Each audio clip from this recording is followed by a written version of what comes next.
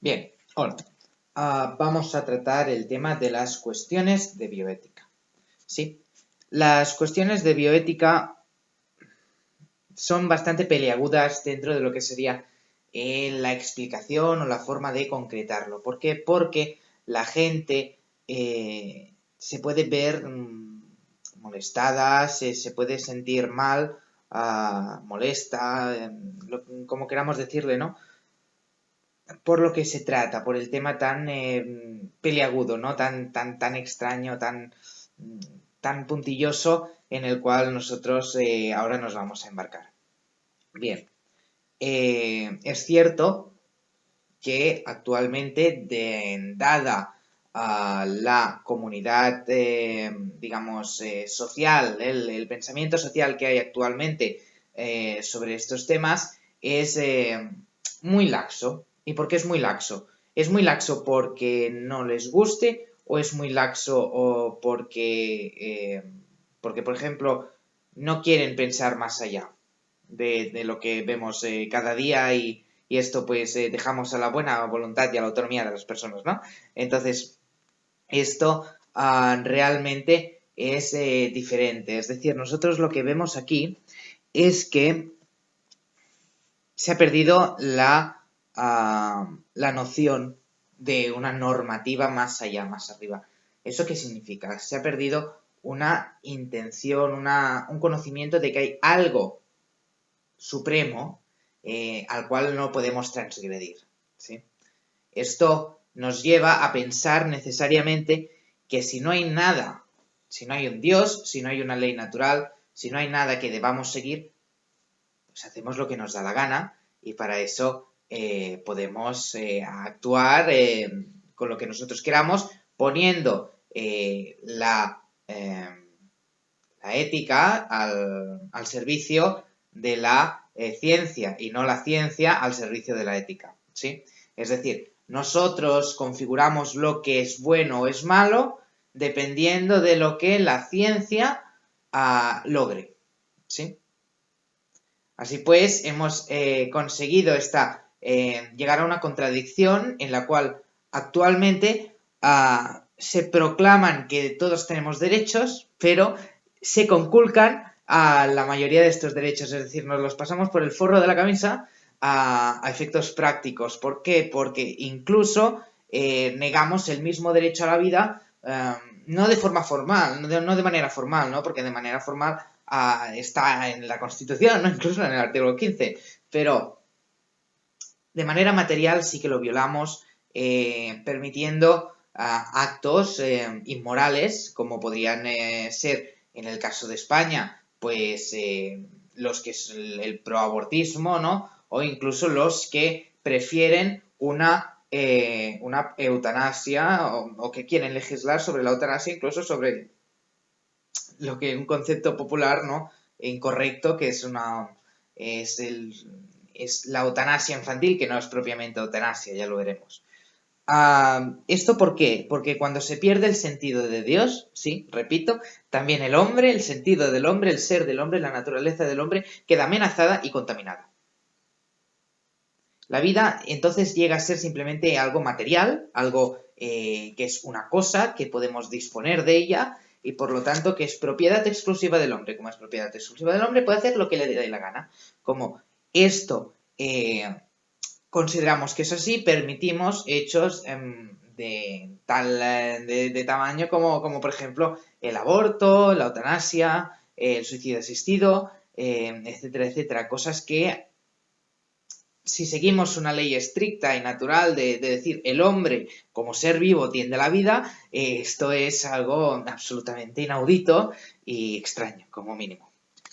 Bien, en realidad estamos viviendo como si Dios, por ende, no existiera, ¿sí? Entonces perdemos el misterio de Dios, perdemos el conocimiento del mundo y del ser, porque juzgamos ahora depende de lo que nosotros queramos pensar, ¿sí? Entonces, no pensamos, ¿sí? No actuamos como nosotros pensamos, sino que pensamos como actuamos. Es decir, lo que estamos haciendo tiene que estar bien porque lo estamos haciendo, ¿no? Entonces esta incorrección nos lleva a determinar necesariamente que hay aquí algo que está mal, El cuerpo, por lo tanto, ya no se considera algo personal, ¿no? Un lugar de relaciones con los demás, sino pura materialidad y, por lo tanto, la sexualidad misma se despersonaliza y de ser algo para dar absolutamente todo, de darnos a otra persona, lo convertimos en simplemente un juego, algo material que podemos disponer de él simplemente por el placer y no por el amor.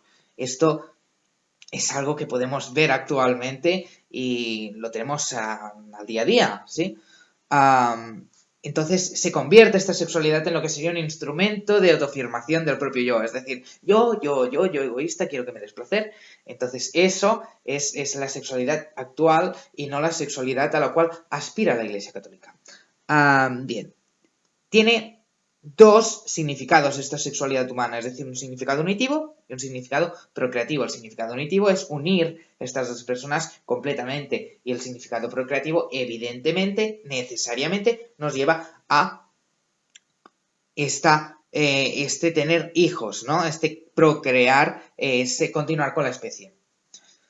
Por lo tanto, las relaciones interpersonales experimentan un grave empobrecimiento. El criterio propio de la dignidad personal se sustituye por criterios, ya sean de eficiencia, funcionalidad o utilidad, ¿no? Es decir, cuando una persona es hábil, es útil para algo, pues funcione. Cuando no es útil, pues mejor la matamos o si no la queremos, pues no sé, le quitamos la dignidad, cualquier cosa. Bien, en lo más íntimo también de la conciencia moral, como se ve este eclipse de Dios, en la conciencia social del conjunto de la comunidad, también vemos este eclipse, digamos, entre comillas, ¿no?, de la sociedad, esta crisis de la conciencia social.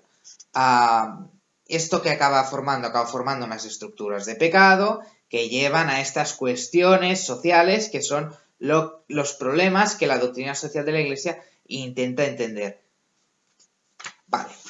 Si nos vamos al tema de la bioética de la vida y de la procreación, tenemos que entender que la Iglesia lo que pretende es que se respete, que se defienda y que se promueva al mismo hombre en su propia naturaleza con su derecho primario y fundamental a la vida, su dignidad y el reconocimiento de que tiene un alma espiritual, una responsabilidad moral y una llamada a la comunión con Dios, ¿no?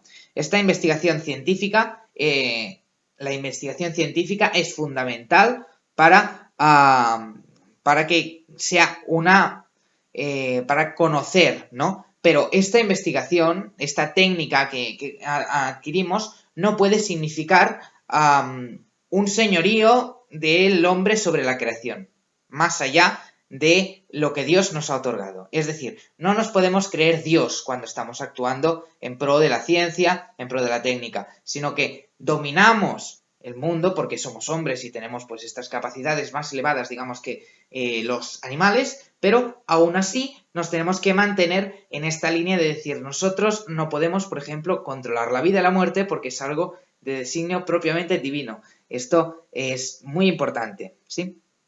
La ciencia y la técnica deben estar al servicio de la persona humana, de sus derechos inalienables y de su bien verdadero e integral según el plan y la voluntad de Dios. Es decir, la ciencia sin conciencia no conduce sino a la ruina del hombre, según la Congregación por la Doctrina de la Fe, el Donum Vitae, documento de esta congregación. Bien, sí, entendemos que la persona humana tiene que tener un respeto a su vida, ¿sí? Todo hombre debe reconocer este don, este regalo que es la vida, ¿no? Este valor sagrado que tiene, que nos viene dado de alguna manera, no lo sabemos cómo. Es decir, las personas aún no hemos conseguido crear vida, lo siento. Es algo que, pese a que se ha intentado, no se ha conseguido. Hubo una vez, en la década de los 50, cuando se intentó, que únicamente logramos crear de materia inerte, se logró crear lo que sería unos pequeños aminoácidos y no propiamente células, por lo tanto no somos capaces de crear vida y si no somos capaces de crear vida tampoco deberíamos vernos con la fuerza de quitarla, ¿sí? es algo necesario de conocer, es decir, si la vida es sagrada, nosotros debemos protegerla. Solo en la línea de la verdadera naturaleza de la persona humana se puede realizar ese bien total, ¿no? Se puede sentir plena, y esa plenitud no se entiende sin la materia, pero tampoco se entiende sin el espíritu. Es decir, la dualidad de la persona es importante, porque crea un binomio necesario.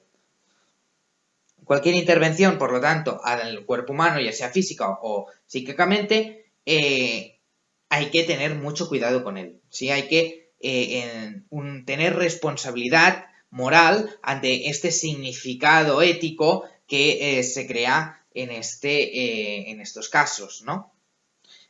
Y recordemos, pues, entonces, que Dios mismo, incluso en los evangelios, nos recuerda cómo Cristo muere, pero Cristo muere ¿para qué? Para dar vida al hombre, para salvar al hombre. Y esto no lo podemos negar y no podemos decir, no, es que ahora nosotros nos dedicamos al suicidio asistido, a la eutanasia, porque la vida ya no tiene importancia. No, la vida tiene mucha importancia, es un regalo de Dios y debemos colaborar para que sea así, ¿no? Y para mantener esta concepción. El embrión es un tema discutido ante la ética y la moral actual, ¿no? La concepción del embrión, si es persona, no es persona, etcétera, etcétera. Realmente es persona, aceptémoslo. ¿Cómo es persona? Es persona porque tiene las características innatas de un ser vivo, ¿sí? Aparte de que está vivo, porque está vivo, son células vivas, tiene unidad, es decir, tú no te encuentras ADN único y irrepetible cuando no hay un ser vivo. Tú te lo encuentras porque necesariamente hay una persona humana que tiene un ADN humano, ¿sí? Diferente al de la madre. Tiene, por ejemplo, automovimiento, incluso tiene inmanencia, estos movimientos propios que hace como alimentarse, crecer, etcétera, etcétera. Es decir, tiene las características de un ser humano. ¿Qué más queremos? ¿Qué estamos pidiendo, no? ¿Qué estamos pidiendo? Entonces, intervenir sobre estos embriones o fetos humanos, pues puede verse en una situación inmoral, puede provocar una situación inmoral. Entonces, la respuesta a estas cuestiones pues exige una reflexión profunda sobre la verdadera naturaleza del embrión humano y, por lo tanto, del ser humano. Entonces, según esta teoría vectorial de la vida, ¿no? La persona nace en la concepción. En la concepción, ya cuando el cigoto se junta, hay un ADN propio, único y irrepetible, por lo tanto, tenemos que afirmar que si hay un ADN único y irrepetible, según el principio de unidad en los seres vivos, tiene necesariamente que haber una persona. Si no, nunca sería persona. ¿Por qué? Porque no podría haber un ADN único que apareciera en otro momento. Parece entonces, por lo tanto, es ahí. No es algo que montamos por piezas. Bien. El fruto de la generación humana, por lo tanto, exige un respeto incondicionado en toda su totalidad, tanto corporal como individual, ¿sí? Y a la vida, evidentemente, recordamos, ¿no? Este respeto al ser humano tiene necesariamente un respeto a la vida. Como que el embrión también tendrá que ser defendido porque no se puede defender y se tendrá que defender tanto integridad, cuidado, sanado, como cualquier otro ser humano. No como otros, sino no como algo especial, sino como cualquier otro ser humano. Humano que es inocente absolutamente y que no se puede defender por sí mismo, ¿sí? Amenazas contra la vida embrionaria hay muchas, ¿sí? Entonces, si ya la Iglesia dice no matarás, si es persona no la puedes matar. Si los mandamientos divinos, no los dice la Iglesia, no únicamente, vienen de Dios, dice no matarás porque el hombre tiende a la vida, esto lo pongo yo además por la ley natural, ¿no? Pues hay que seguirlo, hay que tener una actitud positiva y de respeto hacia la vida, absolutamente de respeto, ¿no? Entonces, actuar en contra de esta vida, de este embrión, de esta dignidad humana, es ir en contra de la ley de Dios, una grave transgresión de la ley moral y de Dios, ¿no? Y de la voluntad divina. Y contradice, evidentemente, la justicia, la caridad, etc. Además, nadie puede matar. Por lo tanto, tampoco se puede matar a sí mismo, ni debería poder pedir matarse o que lo mataran, porque es algo que debería sacarnos de nuestras casillas, porque contradice nuestra propia naturaleza humana, ¿eh? Nuestra propia naturaleza como ser vivo, que es tender a la vida. A cada ser humano inocente, por lo tanto, es absolutamente igual, y hay que reconocer que no hay privilegios ni excepciones para nadie en esto, es decir, todos tienen derecho a la vida, todos deben vivir y no se puede evitar esta vida. Y si se hace, si se acaba con una vida, es algo inmoral, siempre. Todos somos iguales en esto ante las exigencias morales. El aborto procurado es la técnica que nos viene más a la cabeza, ¿no? Algunos intentan sostener este aborto diciendo que el fruto de la concepción no puede ser todavía una persona.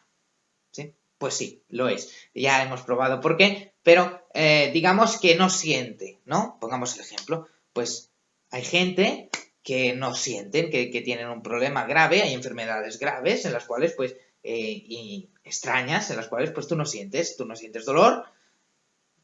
¿Son personas? Sí, claro, pero no sienten dolor, pero son personas, ¿no? O los que dicen, no, es que aún está conectado a la madre. Claro que está conectado al seno materno. No se ha producido el desprendimiento, ¿no? No, pero es que, claro, los que están en coma también se alimentan por un tubito y esos son personas. Entonces, no viene de ahí el problema. El problema viene más del hecho de querer autojustificarse para poder abortar. Es así. Jamás llegar a ser humano, entonces, si no se ha hecho desde el momento de la concepción en el cual se ha juntado el cigoto y se ha creado lo que sería el ADN único, irrepetible, humano. Entonces, si abortamos, estamos matando a un niño, estamos matando a un niño inocente, no hay más. Por lo tanto, el Concilio Vaticano II lo define como un crimen nefando, ¿no? Un infanticidio, junto con el infanticidio como crimen nefando. Entonces, ¿qué hacen los abortistas? Los abortistas intentan crear una terminología que no se parezca nada a la muerte. Por ejemplo, interrupción voluntaria del embarazo. Qué bonito que queda interrupción voluntaria del embarazo cuando estás interrumpiendo la vida de una persona. Acabando con la vida de una persona. Entonces, cuando se tiene que ocultar esta verdadera naturaleza de lo que es esa acción, es que es inmoral. Es necesariamente inmoral cuando tú quieres ocultar algo. Si no, no lo ocultarías. ¿Pero qué es el aborto? El aborto procurado es la eliminación deliberada y directa, como quiera que se realice, de un ser humano en la fase inicial de su existencia, que va desde la concepción al nacimiento. ¿Sí? Da igual que tenga 3 días el feto del embrión o como quieras llamarle, es persona, es necesariamente persona. En muchas ocasiones la opción del aborto tiene para la madre un carácter dramático y doloroso. ¿Sí? Sin embargo, nunca pueden justificar estas acciones la eliminación deliberada de un ser inocente. Aún así, sí, la responsabilidad se extiende, digamos, a demás personas. Por ejemplo, pues la pareja, los padres, los médicos, instituciones, todos estos que colaboran. Se distribuye mucho esta responsabilidad. Sobre el diagnóstico prenatal, lo que podríamos hablar es que se permite identificar precozmente anomalías al niño por nacer, ¿sí? La amniocentesis, por ejemplo. ¿Qué pasa? Que esto podría llegar a ser lícito si no se hiciera con una mentalidad eugenésica, ¿sí? Sino simplemente para determinar que tiene una enfermedad o no, y entonces poder curarla, pero no para decir, no, es que si la tienen, lo matamos, ¿sí? Porque esto no tiene sentido. Esto es algo así, ¿no? Si tiene síndrome de Down, abortamos. ¿Por qué hay menos personas con síndrome de Down actualmente? Porque la gente aborta. Yo lo siento, pero es que son personas igualmente. La gente que tiene síndrome de Down son personas. Bien, entonces, si ponemos estas técnicas a una mentalidad, al servicio de una mentalidad eugenésica, es malo, evidentemente. Ese diagnóstico es lícito si los métodos salvaguardan la vida, la integridad del embrión y la madre y tienen como finalidad el bien del embrión también, evidentemente. Vale, vamos a entrar dentro de lo que sería la procreación artificial. Antes de empezar, tengo que decir que la Iglesia no juzga nunca a las personas nacidas por estos métodos, ¿sí? Y tampoco condena al infierno y a arder en las calderas yo qué sé, del demonio, ¿no? A la gente que lo hace, ¿vale? Simplemente no vamos directos, ahora mismo el vídeo no va directo a una persona, es lo que me quiero decir, sino que nadie se siente identificado, simplemente es bueno, lo que piensa la Iglesia como norma general, ¿sí? De la procreación artificial vemos que ¿qué es la procreación artificial? Es una procreación sin unión sexual. Por lo tanto, es técnicamente posible, pero no tiene por qué ser moralmente admisible, no es natural eso, ¿sí? Es una reproducción completamente asexuada. La procreación humana necesariamente tiene que presuponer la colaboración de los esposos para el amor fecundo, es decir, un acto conyugal. Si no hay acto conyugal, no se puede tener hijos de forma natural, ¿sí? Debe realizarse en el matrimonio, ¿por qué? Porque el matrimonio es el único sitio donde en teoría se deberían realizar los actos conyugales, y son actos exclusivos para los esposos. ¿Por qué? Porque en el matrimonio es donde se procrea, el fin del matrimonio es la procreación y por lo tanto, como tiene fin la procreación, además de la fidelidad, pues consigue que se tengan hijos, se eduquen y bueno, que sean personas, ¿no?, dentro de la sociedad. Vale. ¿Cómo funciona la fecundación in vitro? La fecundación in vitro es básicamente que los llaman niños probeta. ¿Por qué? Porque los ponen en lo que sería un plato, no me acuerdo cómo se llama, es un plato de vidrio, ¿no? Al cual, un botecito, lo que sea. Entonces, meten ahí a lo que sería el óvulo y lo fecundan con esperma, ¿vale? Básicamente. Esto es la fecundación in vitro. Entonces, ahí pues se fecunda y entonces ya se mete dentro de lo que sería la mujer. ¿Qué pasa? Que ya cuando están fecundados, cuando hay el momento de la concepción, ya existe ser humano. Como ya existe ser humano, no podemos negar esta realidad, ¿no? Es decir, como ya existe ser humano, si desechamos los embriones, pues entonces estamos matando a una persona. Quieras o no. Es decir, sí, no tiene forma de persona, pero está ahí. Entonces, la fecundación puede ser homóloga o heteróloga. La diferencia entre la fecundación homóloga y heteróloga básicamente es que la fecundación heteróloga se utiliza esperma o bien óvulos, algo muy raro, los óvulos, de otra persona. ¿Sí? Y en la homóloga sería óvulos y esperma de la misma pareja. ¿Sí? La heteróloga, lo que se viola, se transgrede es la fidelidad de los esposos, esa unidad del matrimonio. ¿Por qué? Porque debe haber un respeto a llegar a ser padre y madre exclusivamente el uno a través del otro, y no que llegue un tercero que ponga el esperma y errando. Porque es lo mismo que si se hubiera acostado con otra persona para tener el hijo. Es decir, es así. Entonces el hijo tiene derecho a ser concebido, llevado a las entrañas, etcétera, etcétera. Pero dentro de un matrimonio. Constituye una violación del compromiso recíproco de los esposos y una falta grave contra aquella propiedad esencial del matrimonio, que es la unidad también. Es moralmente, por lo tanto, injustificable, y además la fecundación artificial de una mujer no casada, soltera o viuda, sea quien sea el donador, también lo es. ¿Por qué?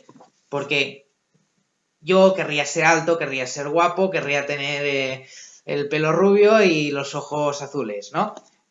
Pero mira, me ha tocado, ¿no? Pues lo mismo, si estás soltera no puedes tener hijos de forma natural, por lo tanto acéptalo, o si quieres adoptar, acoger, pero no tengas un hijo porque no hay una familia allí, ¿no? Es simplemente un propio sentimiento egoísta de yo quiero ser madre, por lo tanto voy a ser madre a costa de, bueno, que caiga quien caiga, ¿no? A costa de todo el mundo. A costa del propio hijo que nace sin padre.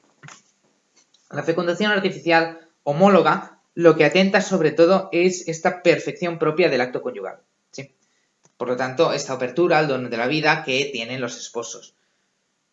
Si los esposos no cooperan, ¿sí?, están actuando, digamos, como dueños. Yo quiero este hijo, por lo tanto, vamos a hacerlo. No cooperan a la vida, sino que obligan a la vida, que es diferente. Por lo tanto, no es obra propiamente del amor creador, sino obra de esa voluntad de que yo quiero tener hijos, cueste lo que cueste. Y no los voy a adoptar ni nada, ¿no? Eso es bastante egoísta, creo yo, desde mi parte. ¿Qué más? La FIVET homóloga debe ser considerada, por lo tanto, haciendo abstracción de su relación con el aborto procurado también. Es decir, bueno, la homóloga y la no homóloga también. Es decir, tú cuando el embrión ya está ahí colocado, está concebido, si lo echamos, si lo descartamos o lo congelamos o lo que sea, estamos violando la dignidad humana de la persona que está ahí en el embrión, aunque parezca que no está, está. Es curioso, ¿no?, que las personas que defienden el aborto son las que han nacido. Una relación de dominio en sí también es contraria a la dignidad y a la igualdad, ¿sí? Por lo tanto, si el padre quiere el hijo a costa de lo que sea, está dominando, digamos, la situación está dominando, intentando dominar este hijo, queriendo ser como propiedad del hijo, no algo que ha venido, un don de Dios, ¿no? Entonces, es contrario también a esta dignidad, digo yo. A la fecundación homóloga es también contraria a la dignidad de la procreación, de unión conyugal, aunque se pusieran todos los medios para evitar la muerte del embrión humano. ¿Por qué? Porque ya hemos dicho que si no hay acto conyugal, no hay propiamente una concepción natural, y si no hay una concepción natural, ¿qué estamos haciendo? Aunque no se pueda aprobar este modo, ¿sí? Todo niño, vuelvo a repetir, todo niño que llega de estos métodos, que nace a partir de estos métodos, es un don viviente de la bondad de Dios y por lo tanto debe ser educado con amor y debe ser respetado como todos otros. Es lo mismo, el problema no es que haya nacido, que la persona que haya nacido así, sino el problema es el hecho de querer hacerlo así. Sobre las intervenciones terapéuticas en el embrión, son lícitas cuando estas intervenciones van a curar al embrión, ¿sí? Siempre que respeten la vida y la integridad, ni que los pongan a riesgos desproporcionados, etcétera, etcétera. Lo que no podemos es intervenir el embrión en fase experimental.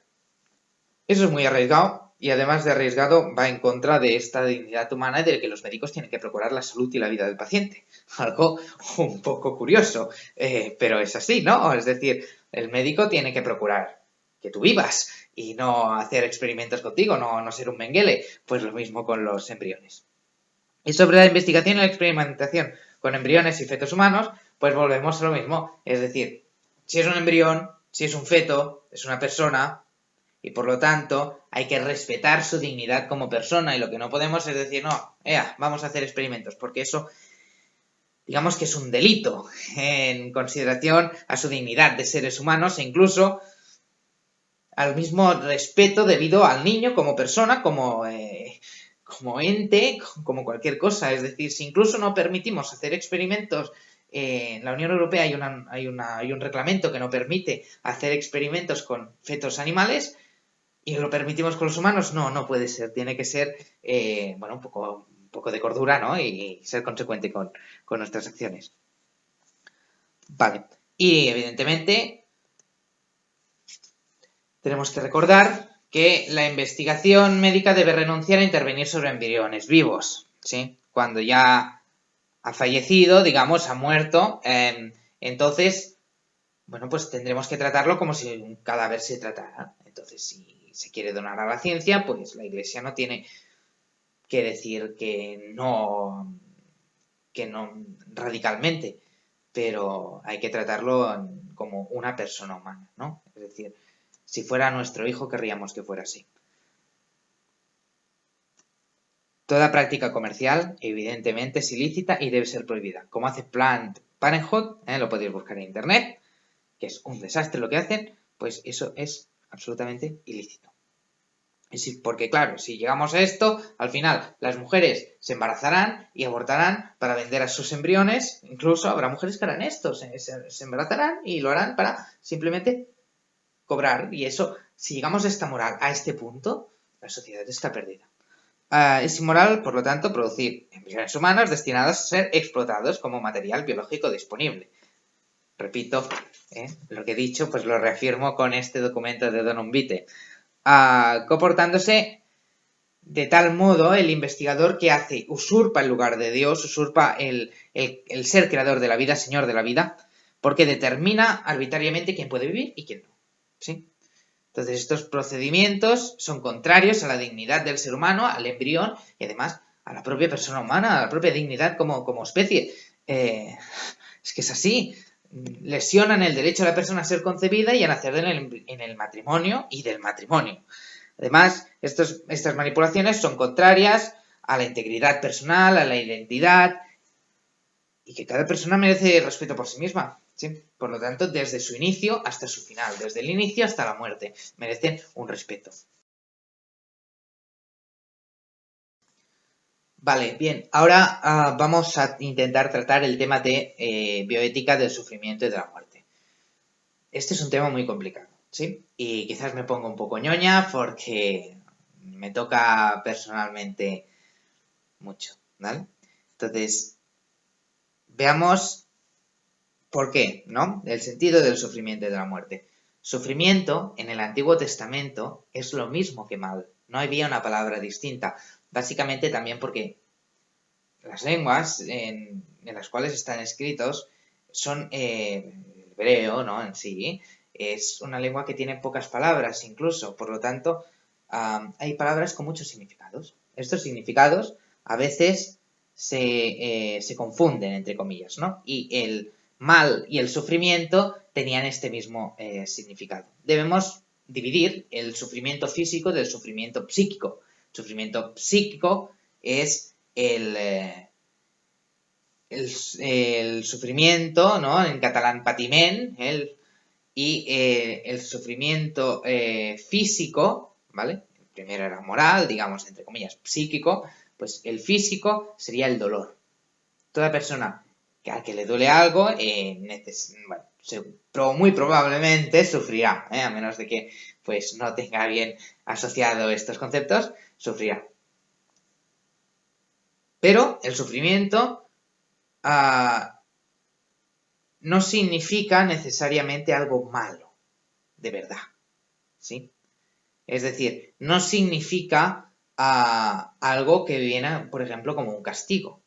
No todo sufrimiento, no todo mal viene por causa del pecado, ¿no? Pero el pecado evidentemente conlleva un castigo que es el mal. Es decir, por ejemplo, tú te acuestas con otra mujer, pues al final tienes un castigo moral, entre comillas, que es que tu mujer te deja y tú te sientes solo. Te jodes. Quiero decir que, que te ha tocado, ¿no? Te ha tocado porque te has portado mal. Pero después hay sufrimientos, hay males que vienen en la vida y no por eso se los tenemos que achacar a Dios. Porque es muy injusto, muy injusto. Yo lo he hecho, pero es muy injusto. Y uno se da cuenta con el tiempo. Entonces, el esencial bien de la existencia, esto es algo que solo lo propugna el cristianismo, es decir, lo bonito que es la vida, ¿no?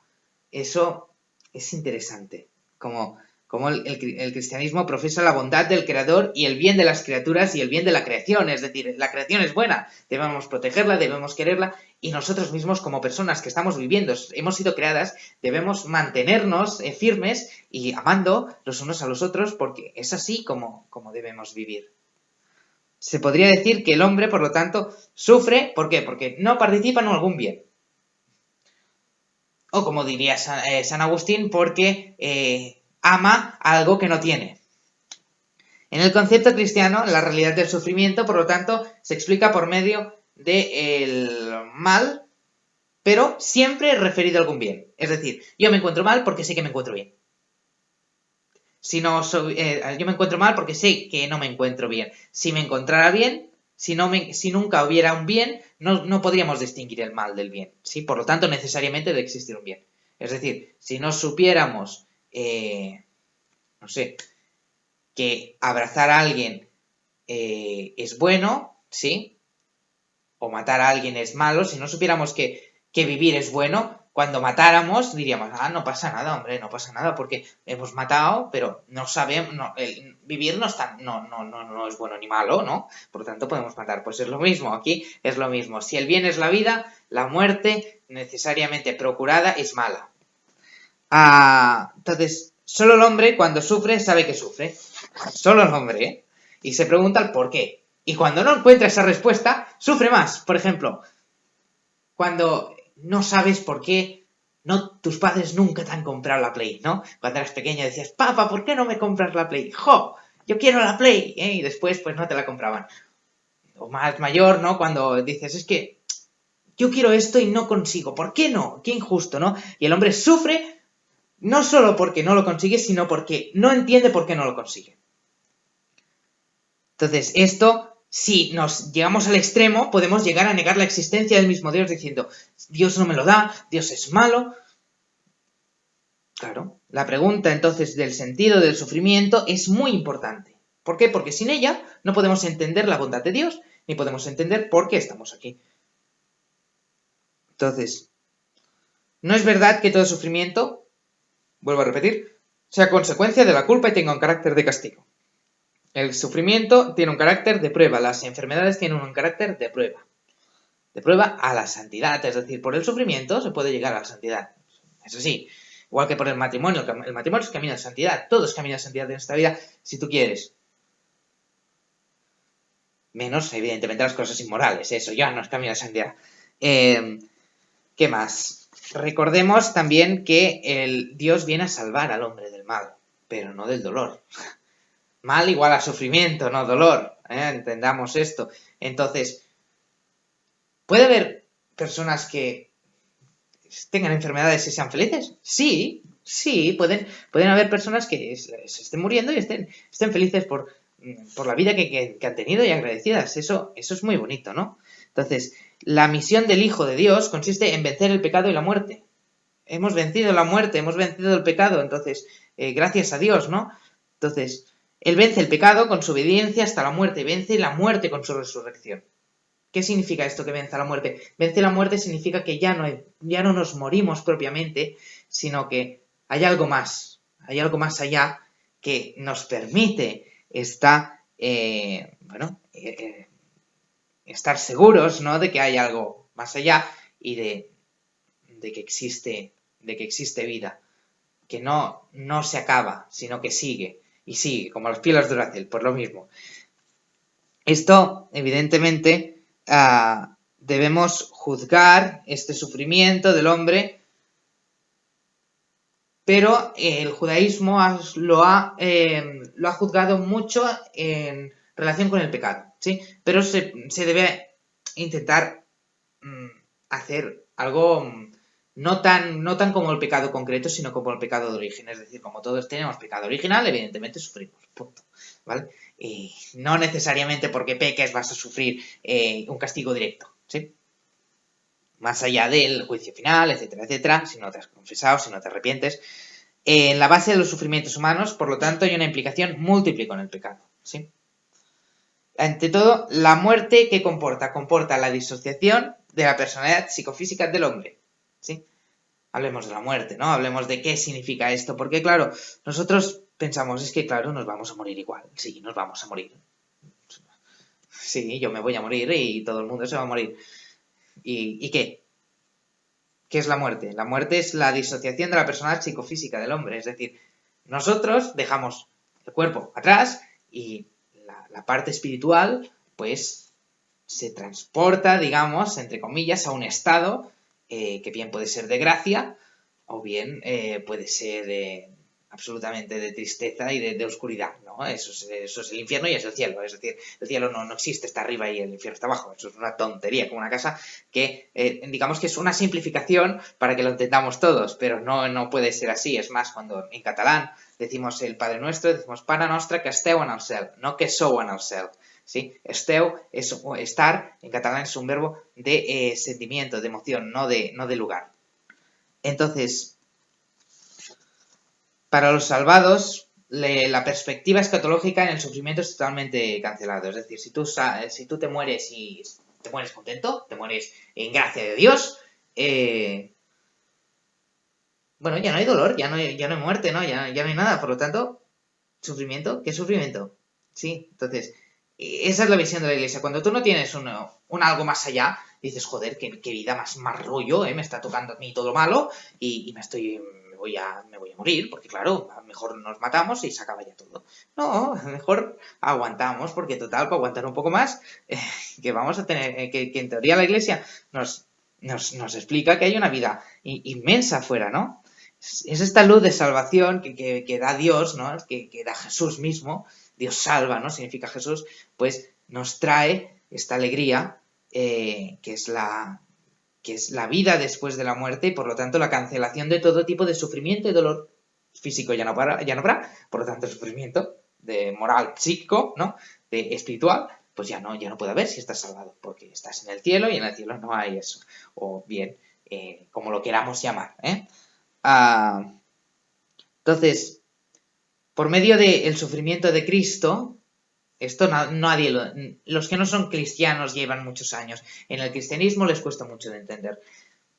Por medio del sufrimiento de Cristo, por medio de la muerte de Dios mismo, de Jesús, se hace posible que el hombre no muera, sino que tenga vida eterna. Que Dios baje, que te quiera, que baje. Por ti, no, por mí, por todos, no por los que había en ese momento, no por todo el mundo. Por todo el mundo, pasado y posterior a su muerte. Que vaya y se clave en cruz. Es que le tenemos que agradecer muchas cosas, ¿no? Entonces, esto es lo que la doctrina social de la Iglesia viene a decir, ¿no? Que precisamente por este sufrimiento de Cristo, por medio de la cruz, podemos entender esta obra de salvación, y no solo esto, sino entendemos que el amor de Dios tiene un carácter redentor, tiene un carácter de que todo el sufrimiento que hay en el mundo tiene después algo bueno, ¿no? Algo grande que, pues, en este caso es el amor de Dios.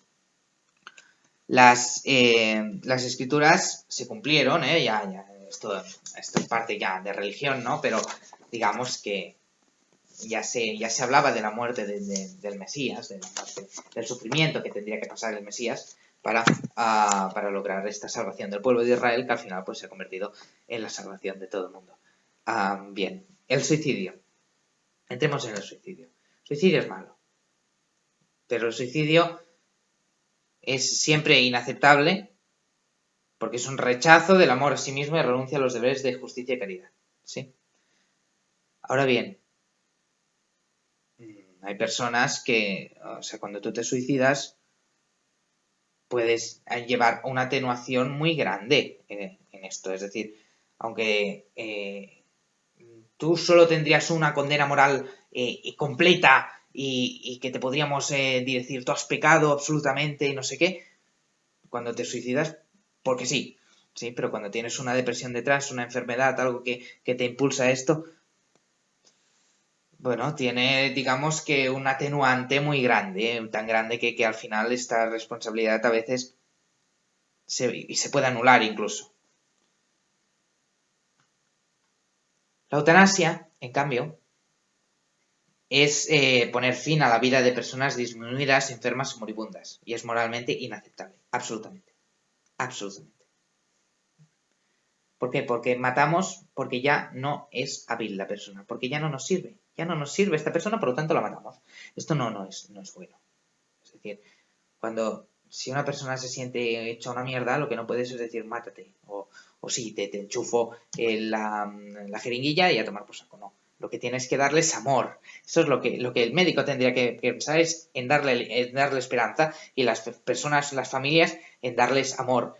Y en cambio decimos, no, bueno, si se quiere ir, que se vaya. No es así, no es así. Entonces, la vida tendemos a apreciarla actualmente en términos utilitaristas, es decir, en dolor, cosas que nos hacen sentir bien, en un sufrimiento que parece una amenaza insoportable, ¿no? Pero claro, cuando vemos esto, ¿qué podemos decir? Que la vida de una persona que está picando en las minas de diamantes de África es menos digna que una persona que está viviendo a cuerpo de rey. No. Una persona que está estirada en cama porque no se puede mover del dolor es menos digna que una persona, que un atleta. No. Es que esto es lo que hay que entender de aquí. Que el hombre cree ahora mismo ser criterio y norma de sí mismo, que cree tener dominio sobre su vida y sobre su muerte porque es propiedad suya. Y eso es mentira. El hombre no es propietario de la vida porque no la puede ni crear ni disponer sobre ella. Puedes disponer fácticamente, pero no, no de manera formal, entre comillas, ¿no? Como diríamos los de derecho. No de forma objetiva. La tentación de la eutanasia es adueñarse de la muerte procurándola de un modo anticipado, ¿sí? Poniendo fin dulcemente a la propia vida o lo del otro. Esto es absurdo e inhumano. ¿Por qué? Porque es una falsa piedad, absolutamente. Es decir, se encuentra mal, pobrecillo, vamos a matarlo. Coño, claro, se encuentra mal, pues en vez de abrazarlo, de darle cariño, mejor le damos, como decía mi abuela, le damos careo, ¿no? Que era lo que se decía en Andalucía.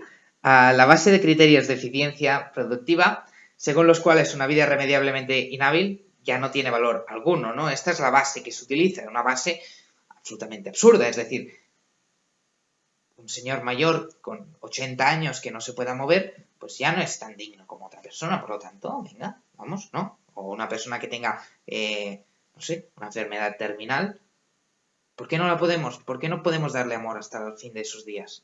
¿Por qué? No tiene sentido, es inhumano absolutamente matar así. Es una falsa piedad, una preocupante perversión de la piedad, de estos sentimientos de, ay, si es que te quiero tanto que te voy a matar. No tiene sentido, no tiene sentido. El enseñamiento terapéutico, en cambio, sería alargar la vida en situaciones penosas, gravosas, ¿no? Esto no es correcto tampoco, es decir, no hay que alargar la vida mediante cables porque debemos seguir esta tendencia natural. La vida tiene su punto final, hay que aceptarlo y si la gente lo que quiere es desconectarse y no seguir con ensañamiento terapéutico porque no tiene sentido, pues es correcto, porque seguir el transcurso natural de una enfermedad, pues oye, si quieres hacerlo, es correcto, no hay nada moralmente inaceptable, sino hay una aceptación de la condición humana, ¿no? Ante la muerte. Hay que aceptarla, ¿eh? No, lo que sería es no provocarla, sino aceptar que no se puede impedir la muerte. Los cuidados paliativos eliminan lo que sería el dolor en fases terminales, ¿no? Puede ser digno de elogio que una persona diga, no, yo quiero sufrir, yo no quiero tomar paliativos, tener cuidados paliativos, medicinas para esto, lo que sea. Pero, a ver, si in extremis, si hay un dolor insoportable, pues es evidente que se deben dar. Porque, hombre, lo que no vamos a hacer es que la persona sufra y grita y esté agonizando para nada. Ahora bien, no es lícito privar al moribundo de una conciencia propia sin grave motivo. Es decir, no es justo darle cuidados paliativos a una persona que podría aún estar consciente y, despedirse de la familia, realizar sus obligaciones como cristiano, como ciudadano firmando el testamento si quiere, o lo que sea.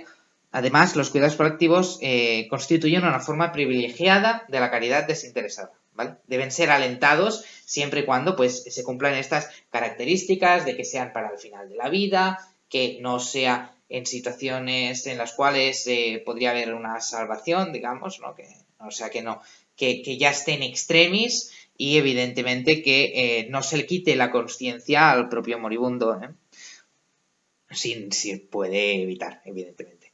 Y finalmente la conclusión propositiva que nos deja la Iglesia es algo que debemos entender, ¿sí? Durante todo el vídeo me he dedicado a decir no, ¿sí? Pues ahora viene el sí. Sí a la vida. Dios no quiere que muramos. Esa es la realidad. Dios nos quiere para siempre. El amor es eterno.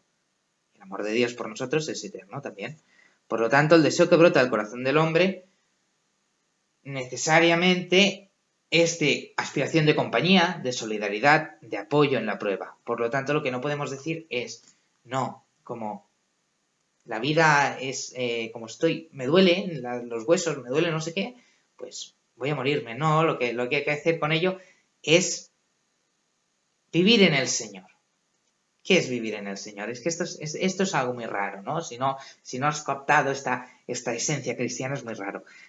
Digamos que la esperanza de la resurrección proyectan una luz, ¿no? Sobre la muerte y el misterio, pero sobre todo el misterio de la muerte, el sufrimiento, etc. Pero, sobre todo, abandonarse al plan de Dios. Hay una carta, una epístola, Romanos, epístola de Romanos de San Pablo, que dice, si vivimos para el Señor vivimos, y si morimos para el Señor morimos. Así que ya vivamos, ya muramos, del Señor somos.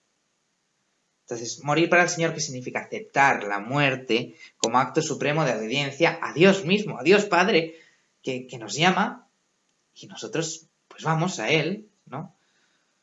Había un santo, no me acuerdo cuál, que dijo antes de morir, voy a la casa del Padre. Ya vengo, Padre. Ya voy. Esa es la actitud, ¿no? No es la actitud de, joder, qué vida más asquerosa. No, he cumplido mi misión aquí, pues me voy para arriba, para el cielo. Entonces, significa reconocer que el sufrimiento, viviendo en el sufrimiento, ¿no? Viviendo para el Señor, significa reconocer que en el sufrimiento, aun siendo un mal y una prueba, se puede llegar al bien. Y esto hay gente que no lo entiende. El mal, el sufrimiento, es algo que no es malo de por sí. No es malo en el sentido que puede producir un bien. Es malo, evidentemente, pero puede llegar a ser un bien. Es decir, tú puedes llevar una enfermedad y estar amargado con todo el mundo y destrozarte tú mismo. O puedes llevar una enfermedad con una sonrisa en la cara, alegrándote y ayudando a los demás. Ser lo que Jesús nos dijo, sed luz del mundo, ¿no? Vosotros sois la luz del mundo, vosotros sois la sal de la tierra, pues eso mismo es ser la sal de la tierra, ser esa luz del mundo. Eso es lo que nosotros queremos, es proteger la vida como don sagrado de Dios, como algo, un regalo, y además vivirla con sus pros y sus contras, con sus cosas buenas y sus cosas malas. ¿Para qué? Porque cuando vivimos en el sufrimiento, cuando aceptamos este sufrimiento, esta carga, nos configuramos plenamente en Dios, ¿no? Nos entramos en contacto con Él. Incluso hay mucha gente que dice que es como sentir en sí la pasión, ¿no? Es decir, llevar un poco de la cruz encima tuyo, pero haciendo bien. Es decir, ayudando a la gente a través de esto. Hay personas que tienen cáncer y ayudan a la gente y pues alegran a su familia. Incluso unen a las familias. Hay personas que les faltan las extremidades. Todos hemos visto estos vídeos de este buen hombre que le faltan las extremidades y es súper cristiano, ¿no? Entonces, le faltan las extremidades y todo el mundo lo alaba y va a escuchar sus cosas y se ha convertido en un referente para todos. Dios es misterioso, los caminos del Señor son misteriosos, ¿no? Entonces, pues, en la doctrina social lo que se refiere simplemente es que configurándonos en Dios, aceptando este sufrimiento, aceptando estas cargas, defendiendo la vida a ultranza, somos más cristianos, más hombres en sí.